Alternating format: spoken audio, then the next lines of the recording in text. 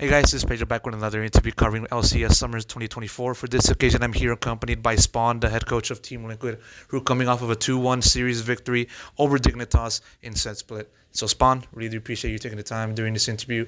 Just want to ask you the obvious opener with the victory over Dignitas. What are your initial thoughts, initial feelings, initial emotions? Yeah, look, a little bit frustrated with how the series went. I think game one, given how well our lane swap was, it should have probably been a clean 24, 25-minute game. And even regardless of time, I think we just made some unforced errors that we wouldn't normally make. Game two, I actually thought was a much better game for the start of the game. I think that, when we have teleport advantage and it's a grab timer, that we don't need to force the way we did. It just made a couple of unforced errors again. And then game three is probably a game we should have lost in hindsight as soon as Kindred gets that double kill bottom lane. I think the game should become really hard. But if I learn anything at the international tournaments this year, it's like the best teams in the world win those unwinnable games. They make sure that they're in a position to be able to punish enemies' mistakes. And if I took anything away from this series, it's that in that regard, we are getting better as a team. So, a little bit of a silver lining. For sure, I do understand that, trying to keep the team's level high in the LCS. Just want to ask you the obvious follow-up to that. What do you think this led to, just the team's issues to surface in a way that the team wasn't able to win in the way that you wanted them to win? I think that, everyone just has off days. I also think that Dignitas obviously come in way better prepared for Dig than we come in for Dig. And what I mean by that is when you're at the top of the ladder, everyone's watching your game, everyone's trying to emulate it, and we're just trying to do us at the moment. So I think that there's a couple of little things there. I also think that we've just been traveling a lot at the moment. We've been working really hard. We are trying to take it a little bit easier, taper off a little bit at the moment, because we do know that the end of the year is going to go back into that sprint mentality. So, just everything combined just led to a little bit of an off week, but we'll try and bounce back next week and, play some better league. For sure, I do understand that, and as you said, team has gone through plenty of travel, especially in the last few weeks. Mm-hmm. With you guys competing in the EWC, reaching semifinals, losing to T1 once again. It's similar back then in MSI. Just want to ask you about the experience overall. What were some of the biggest takeaways you saw from that tournament, and how you kind of been able to implement those takeaways for back in the LCS? Yeah, I think that the area that T1 excel at is that when the game comes down to, one team fight, one win, they're probably one of the best teams in the world. They just angle up beautifully.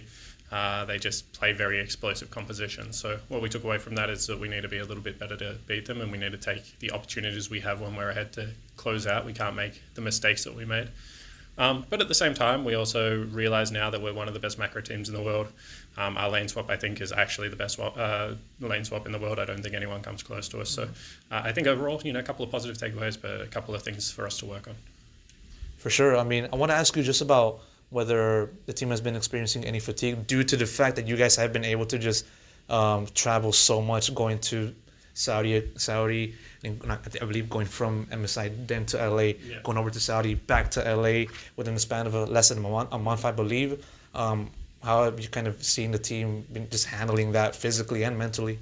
We're pros. We do our best to make sure that we're in the best condition we are to play the game. But the EWC was a brutal tournament, to be honest. It's opposite time zones with 18 hours of travel in there, one media day into 3 days of games. So it was tough. But in saying that, that's what we're paid to do.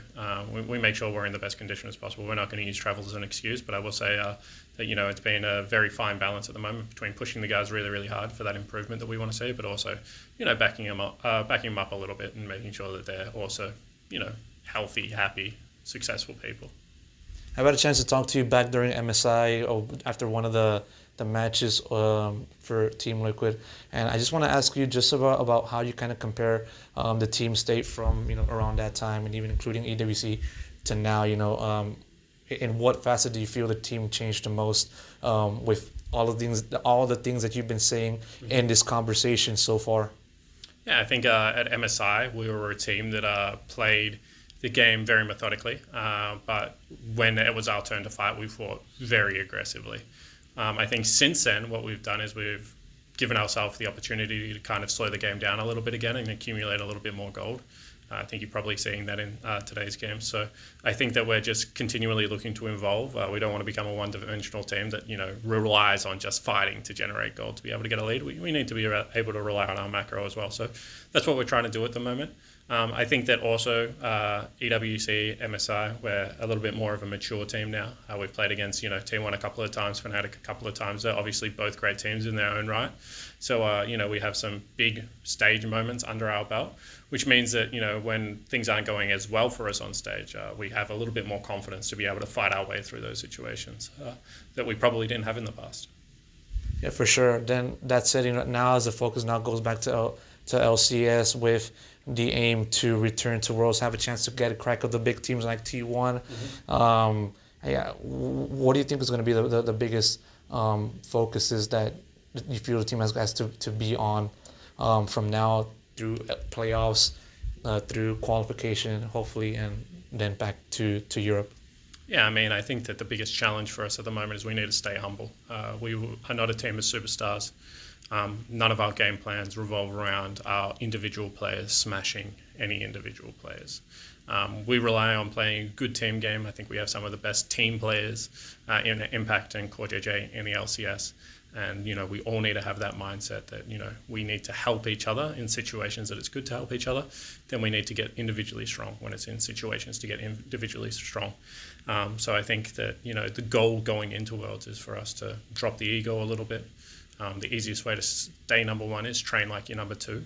And I think right now, a little bit of training like we're number one going on. So, we got to sort that out. Back in LCS Spring Finals, you faced FlyQuest, beat them, qualified as first seed to LCS. Just want to ask you, now that you're in Summer Split, you kind of look at it as the biggest challenger, or does it matter at all?